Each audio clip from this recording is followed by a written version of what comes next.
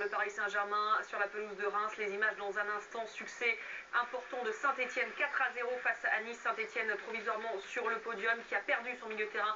Jérémy Clément, fracture de la cheville droite, on entendra Christophe Galtier dans un instant. Bastia a remporté le derby corse, agité face à Ajaccio, succès important de Nancy sur la pelouse de Sochaux en vue du maintien. Et puis pas de vainqueur dans les deux autres rencontres, Toulouse-Evian, Tournon-Gaillard et Lorient-Valenciennes. Demain, Lyon, le dauphin du Paris Saint-Germain, qui peut revenir à hauteur du PSG, se déplace à Brest, Marseille 3 et Lille-Bordeaux enfin sur Canal+ à 21h.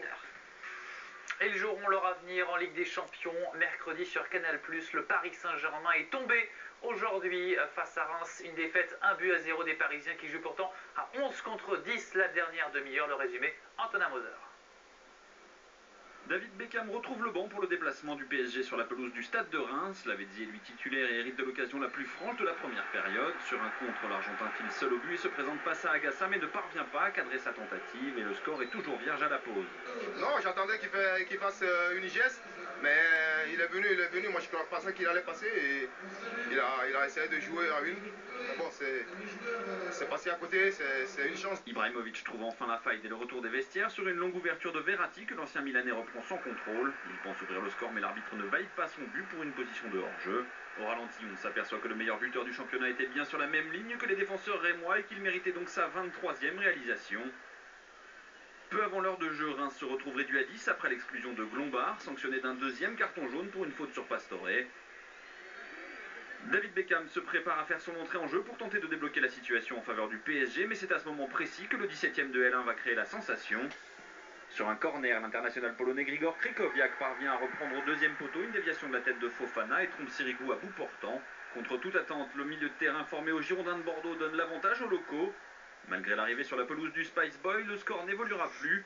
Reims défend son but d'avance jusqu'au coup de sifflet final et s'offre une victoire de prestige face au grand PSG dans un stade Auguste Delaune qui avait fait le plein pour l'occasion.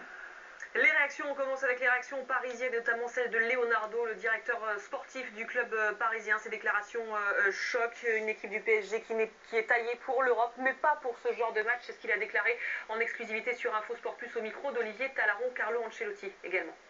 On doit dire la vérité. Peut-être on n'est pas fait pour jouer ce genre de match. Ça, c'est la vérité. Ça veut dire quoi? C'est-à-dire que peut-être la situation même qui se peut créer, non, par rapport à le Paris Saint-Germain. On a créé peut-être une équipe pour jouer plus en Europe qu'en championnat. Ça, c'est la vérité.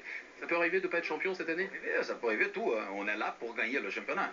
On est là, on continue. Même l'année dernière, on n'a rien changé. On continue dans notre chemin. Et bon, je crois que là, c'est important de trouver comment on doit gagner des matchs comme ça.